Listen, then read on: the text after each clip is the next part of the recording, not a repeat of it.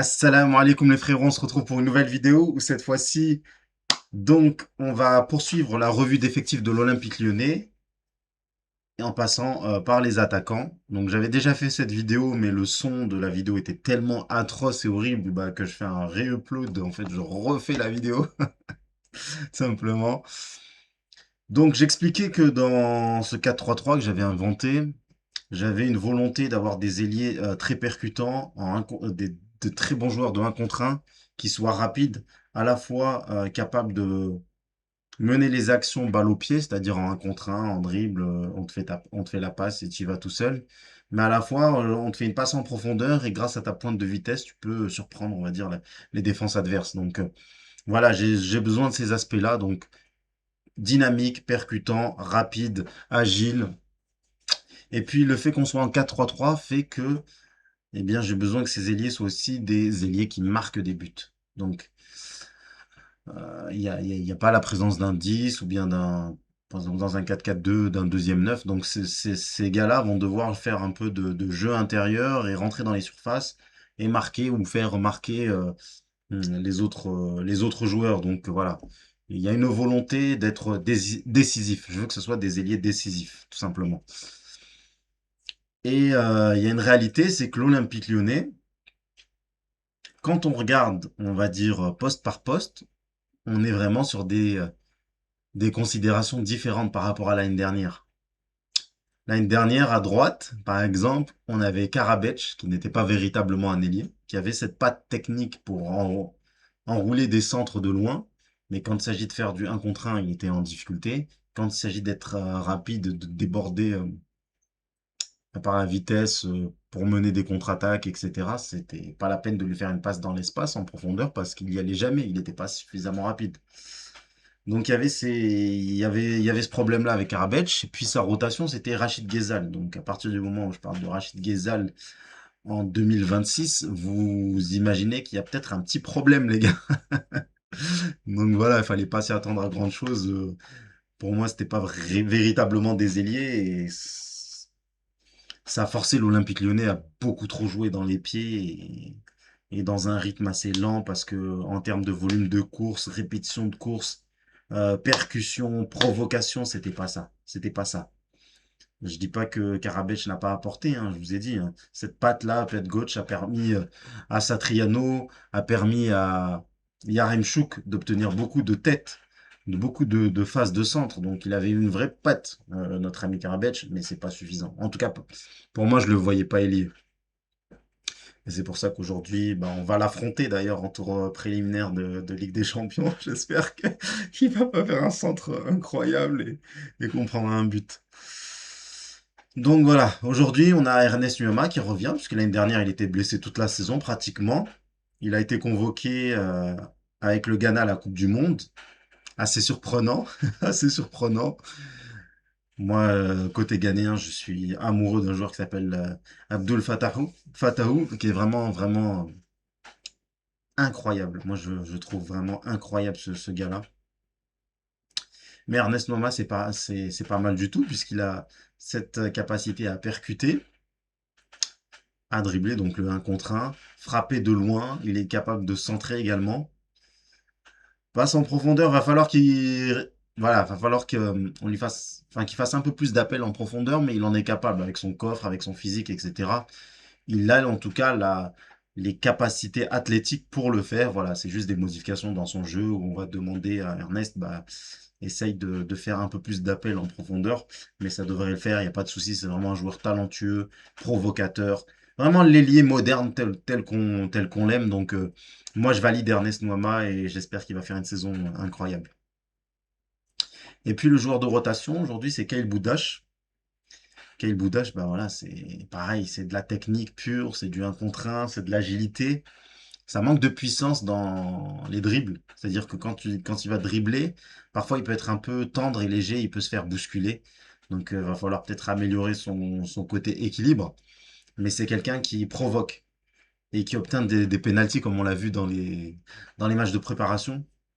Et puis voilà, il a de la personnalité, il y va, il est plutôt rapide, hein. Moi je pense, enfin, c'est pas juste un mec technique, il a vraiment cette pointe de vitesse à aller chercher. Donc, pour moi, joueur de rotation, ça, faut partir du principe que c'est un joueur de rotation à l'OGC Nice. Donc, il faut pas lui en demander trop, les gars. Il vient juste d'arriver. Je sais qu'il y a déjà il y a déjà des personnes qui, un peu difficiles, enfin, qui sont un peu dures avec Boudache et Duranville lors des matchs amicaux. Doucement, les gars, doucement. Il faut partir du principe que c'était des joueurs de rotation. L'un à Dortmund, où il était même pas dans les deux, trois premiers titulaires, et du coup, il a été prêté en Suisse. Et même là, en Suisse, il a fait une saison en demi-teinte, une demi-saison en demi-teinte.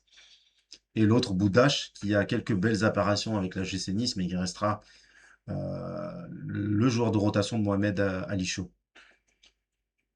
Donc voilà, Boudache, pour moi, c'est un sacré coup quand même, hein. Gratuit, donc même d'un point de vue purement sportif et tout, franchement, c'est un gros, gros coup. Et Duranville, 6 millions, tu le relances, tu le tentes, c'est un profil assez intéressant. On en parlera quand on abordera les ailiers gauche. On pourrait rajouter Rémi Imbert en tant qu'ailier droit. Pour moi, Rémi Imbert, je le vois plus en tant qu'ailier que neuf. Aujourd'hui, je sais qu'il y a une volonté de le mettre en neuf. Il a cette capacité de le devenir peut-être un jour. Mais moi, j'ai envie de persister ou de continuer avec ce joueur dans les côtés, que ce soit aile droite ou aile gauche. L'avenir nous dira quel est son véritable poste. Mais pour l'instant, j'ai des projets pour Humbert qui sont peut-être pas ceux que les supporters lyonnais attendent. Donc partons sur ce couloir. Donc, où est-il? Ici, voilà. Donc on avait dit qu'on était très satisfait de Nouama et de Boudache en vrai. C'est quand on fait le parallèle avec la saison précédente, c'est le jour et la nuit quand même entre Karabec et Ghezal. Là, t'as vraiment gagné.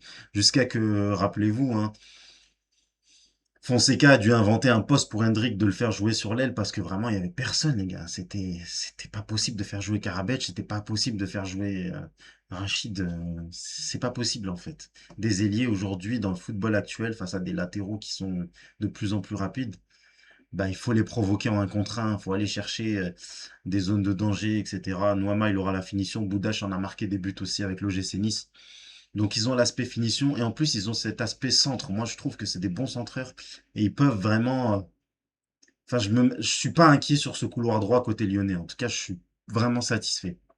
Couloir gauche, eh bien on a différents joueurs qui peuvent se proposer. Donc Duranville comme on a dit, Malik Fofana qu'on va retrouver ici.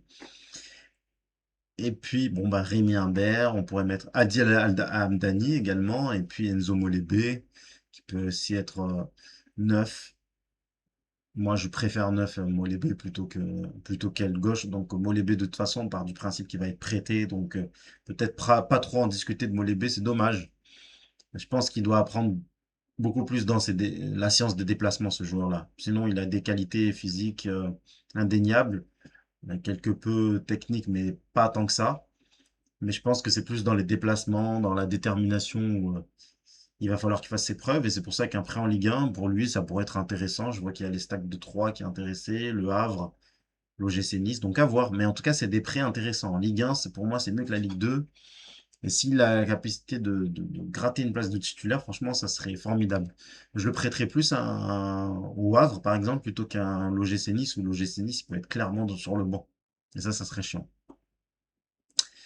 Donc revenons sur cette aile gauche, donc Malik Fofana titulaire tous les jours, c'est exactement dans le profil que je vous avais détaillé, percutant, joueur de 1 contre 1, qui peut prendre les espaces, qui peut demander la balle au pied, qui est un peu plus ou moins ambidextre avec les deux pieds. Vraiment Malik, on t'aime, hein. On t'aime, l'agilité, l'équilibre, les courses, les centres, la finition, il peut marquer, il peut passer. Honnêtement, voilà, très très bon joueur, à voir comment il va revenir en début de saison. Peut-être que. Bah là, j'ai vu le dernier match. Franchement, les 15 minutes qu'il a faites, la 15-20 minutes qu'il a faites, franchement, c'était pas mal. À voir lors du prochain match amical. Mais en tout cas, c'est de bon augure. C'est de bon augure. Et dans tous les cas, de toute façon, il y a Julien Duranville, qui est pour moi une recrue intéressante d'un point de vue provocateur, dribbleur. Alors lui, il est beaucoup plus dribbleur que Fofana et Noama. Fofana et Noama, ils vont dribbler, mais pas tant que ça. Je dirais, je mettrais en un Duranville de très loin. En 2 peut-être Ernest. Et en 3 Malik. Malik qui va plus déstabiliser par des courses plutôt que par un dribble pur, tu vois, du 1 contre 1 par la technique. Là où Duranville, il va tenter des feintes, Franchement, des gestes techniques, voilà, plutôt. Parce que Malik Fofana a aussi plein de feintes directionnelles par rapport à le côté ambidextre. Mais en tout cas, Duranville, c'est très intéressant. C'est rapide. C'est très technique. Maintenant, à voir dans la prise de décision, dans les déplacements offensifs, dans le jeu collectif. Il est encore un peu tendre, hein, la vérité, il est encore un peu tendre, surtout dans les prises de décision. Pour moi, c'est là où il va devoir percer. Mais sinon, excellent profil. Pour moi, excellent profil, Julien Duranville. Donc, avec Malik et Julien, franchement, on est encore sur des ailiers comme on aime. Et je pense que c'est les deux premiers noms qu'on peut cocher plutôt. Voilà, Fofana et Duranville sur ce couloir. Et puis après, effectivement, on a plusieurs noms. Donc, Rémi Imbert, Adil Hamdani, qu'est-ce qu'on en fait? On pourrait partir du principe d'en conserver un au club, un des deux, parce qu'on ne peut pas conserver les deux pour moi. On pourra en conserver un sur deux, et l'autre, on l'enverrait en prêt. Voilà comment je réfléchis. Voilà comment je réfléchirais. Et là, dans ce cas de figure, je garderai Hamdani au club, parce que lui, pas de souci à jouer avec l'équipe réserve ou l'équipe U19. Enfin, plutôt l'équipe réserve en l'occurrence. Il va pas se plaindre, il va pas rechigner, il est plutôt jeune. Là où Rémi Imbert, il y a vraiment, j'ai une volonté de le prêter, de le voir briller dans un club de Ligue 1, quitte à le rappeler 6 mois plus tard, tu vois, si ça se passe mal, enfin si ça se passe bien plutôt, et voilà, de le récupérer. Et là, si j'ai une blessure entre Malik et Duranville, bah, je pourrais mettre Hamdani en rotation de ces deux-là. Donc c'est ce que je fais. Et c'est comme ça que je le justifie. Hamdani qui n'est pas forcément le joueur de prise de profondeur, qui est plus vraiment un joueur de un contre un dribbleur, mais qui pourrait être beaucoup plus intéressant dans la prise de décision, dans le jeu collectif avec ses partenaires, dans la vision du jeu, dans le sang-froid. Donc il y a des belles qualités chez Adil, qui fait que je pourrais même faire un ailier, tu vois, un limite meneur de jeu sur le couloir. Je le vois bien être intéressant, Adil Hamdani. Mais voilà, normalement, Fofana, Duranville vont faire la saison. Hamdani aura quelques miettes, pas plus. Et Rémi Imbert, bah, en fait, il y a une discussion. Il y a une discussion à partir du moment où bah, on sait que Lyon a choisi de partir sur Openda en tant que neuf. Et franchement, Openda, c'est un profil très intéressant, très rapide, très puissant, très athlétique, beaucoup de courses vers l'avant, beaucoup d'appels de balles. Ça va changer côté Olympique Lyonnais d'avoir un neuf qui fait beaucoup d'appels, qui ne demande pas forcément la balle dans les pieds et qui est puissant, qui peut résister au duel, qui peut avoir un sens du placement et tout. Même s'il a été en situation d'échec à la Juve, ses expériences à Lens et dans le championnat allemand auprès de Leipzig, c'était vraiment assez rassurant et c'est vraiment un joueur qui va fatiguer les défenses par ses répétitions de courses, par son volume de jeu, par sa puissance également. Donc franchement, c'est un profil excellent. Et en fait, quand j'imagine comme ça les neufs, c'est vrai que Lyon, on aime bien les neufs techniques, et on aura besoin de neufs techniques, tu sais, parce que voilà, il n'y a pas de 10 là, à partir du moment où il n'y a pas de 10, bah forcément, il faut qu'il y ait un mec qui soit bon, contrôle de balle, jouer avec ses partenaires, etc. Je trouve que Rémi Imbert pourrait jouer ce rôle-là en tant que rotation, mais j'ai tellement envie de le voir avoir du temps de jeu pour pouvoir gagner encore plus de place, tu sais, pas à l'avenir, parce que on sait très bien que les neufs, ça coûte extrêmement cher, comme on sait très bien que les ailiers, ça coûte extrêmement cher aujourd'hui. Mais les neufs encore plus. Et là, comme c'est Openda, qui est un joueur prêté, qui partira à la fin de la saison, j'aimerais déjà préparer, me tâter mon terrain à l'avenir, au lieu d'aller acheter un attaquant, voilà, à 6, 7, 8 millions. On a vu que ça donnait des Satriano, des Yaremchuk. Généralement, tu vas pas trouver quelque chose de très intéressant. Pour moi, le futur attaquant de l'Olympique Lyonnais doit émaner du centre de formation. Et parmi les Molébé, parmi les Gomez, parmi les Humbert, il faut qu'il y ait un nouveau neuf qui émerge. Et pour cela, il faut qu'il ait du temps de jeu, essentiellement en Ligue 1, dans un club de second tableau, qu'il arrive à marquer 5, 10, 12 buts, on va dire, par saison. Et après, derrière, on se dit, bah, l'année prochaine, on joue avec lui, il aura sa valeur marchande. etc., etc. Donc il y a toute une perspective, une logique d'avenir dans ce choix-là, et c'est pour ça que c'est Humbert aussi que j'enverrai en prêt. Mais quelque part aussi, c'est parce que je vois Alejandro Gomez Rodriguez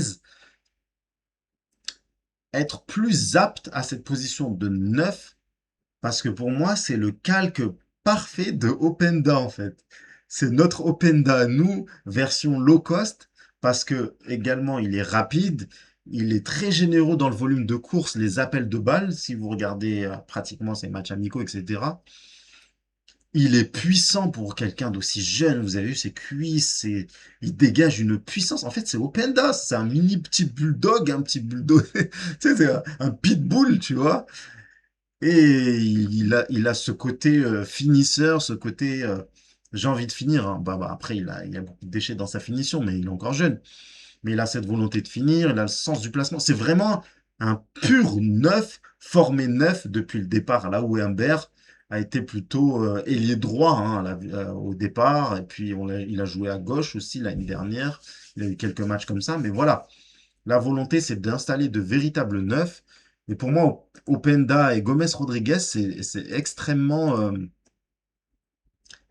compatible en fait. Il y a une, c'est, je sais pas si vous, supporters lyonnais, vous avez exactement la même vision que moi, mais en tout cas, moi, je trouve que c'est très complémentaire en fait.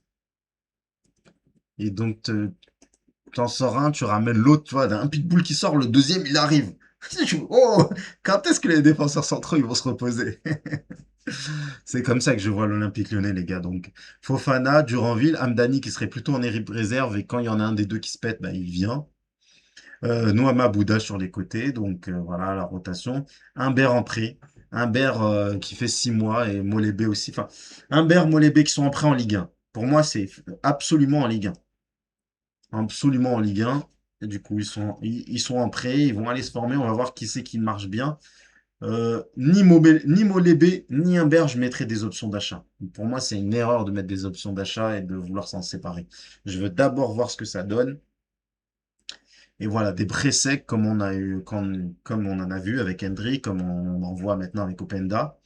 C'est intéressant. C'est intéressant de voir comment nos jeunes s'en sortent. Et puis en fonction de ce que ça donne, je vous ai dit, si là ça se passe mal, s'il y en a un qui est blessé, etc., tu mets une clause pour rappeler soit Humbert, soit Molébé, mais plutôt Humbert, et il viendra faire la rotation d'un des trois postes parce qu'il a la capacité de jouer dans les trois postes, Rémi. Donc voilà la logique. Et voilà, comme je l'ai dit, les neufs, ça coûte trop cher. Donc racheter un neuf derrière, j'imagine pas trop. Et puis là, je vois pas. Je vous aurais bien proposé des ailiers que j'aimerais chercher ou des neufs, mais en fait, je vois personne nous acheter Fofana parce qu'ils reviennent de blessure et Noama également. Ils reviennent de blessure. Je vois aucun club venir poser 20, 30, 40 millions, je sais pas combien sur ces ailiers-là. Et je vous dis, bon, bah là, les gars, j'ai repéré tel ou tel ailier, voilà, qui pourrait être intéressant. Donc, pour moi, il n'y a pas de pertinence à ça. Pour moi, c'est quasiment certain que Fofana et Nuama resteront au club. Et franchement, quand tu vois ce trio offensif, Fofana, Openda, Nuama, ça donne le sourire comme ça. Je suis trop content. Je suis trop content. Là, il y a la... Franchement, je suis content. Ça me met en joie, les gars. Voilà ce que j'ai à dire. Et puis, il reste un joueur. Il me dit, mais Achraf, Pavel Souch, il est dans l'effectif là, pourquoi tu n'en parles pas? Rappelez-vous que l'Olympique Lyonnais doit faire des ventes absolument pour rester dans les clous financiers. Il faut pas qu'on l'oublie ça. Et il faut absolument faire une grosse vente. Et lui, il a une grosse valeur marchande, 25 millions d'euros à peu près. C'est le moment, c'est pas un véritable neuf. Et moi, je ne me vois pas jouer avec un 10. Et même si c'était avec un 10, Pavel Chouch, pour moi, remplit pas cette condition de vrai 10 comme on l'entend à Lyon. Pour moi, il a été en surperformance la saison dernière. C'est le moment de le vendre. Tu gagnes 20-25 millions. Tu rajoutes à ça donc les ventes dont on avait parlé auparavant, les Tessman, tous les joueurs dont on a parlé auparavant, les Tagliafico, les Douillet, voilà, ce qu'on peut vendre, on vend. Et ça compensera la vente initiale prévue d'un Fofana ou d'un Nuama ou je sais pas quoi. Et on rentrera dans les clous et on pourra se servir simplement de la vente de nos latéraux pour pouvoir reprendre Van Rouille et Boss. Moi, c'est ce que j'aimerais faire. Et là, un défenseur central. Apparemment, ça chauffe fort, fort, fort pour notre ami Félix Bacher. Donc, à voir. Donc, à voir. Un peu triste pour avoir pris Bidstrup, les gars. Parce que moi, je vois l'Olympique Lyonnais en 4-3-3, comme je vous ai dit. Et là, j'ai entendu le fait que Fonseca voulait un 6 puissant, costaud, etc. Et j'ai envie de dire à Fonseca, s'il te plaît, inspire-toi du Slavia, inspire-toi du PSG, inspire-toi des équipes qui pressent haut. Quand tu as des gabarits qui sont courts, qui sont fins, qui manquent de puissance physique, là, les Boudache, les Hamdani, les Duranville, les Fofana, les Openda, les joueurs frêles, là, les Narté, les Mera, les Ounahi, les Morton, le mieux pour répondre dans le défi athlétique et physique de la Ligue 1, quand tu es frêle, c'est de monter en balle sur le joueur avec un pressing haut, qu'il n'ait pas le temps de prendre une décision et avec un manque de sang-froid, le joueur te la renvoie. Parce que c'est clair que si tu mets Boudache, Mera, Narté, tout ça en position basse, bloc bas, bloc truc, et t'attends à répondre, à récupérer des ballons là à 30 mètres et eux ils bougent pas, ils vont se faire bouger physiquement. Donc il faut surprendre avec des pressings hauts. Et c'est pour ça que les Joao Neves, les Vitinha, etc., qui sont frêles, ils s'en sortent extrêmement bien. C'est pour ça que les Pedri, les Gavi, les je sais pas quoi, les Xavi, les Iniesta, eh ben, ils récupéraient les ballons hauts parce qu'ils surprenaient, parce que pressing intense sur tes chevilles.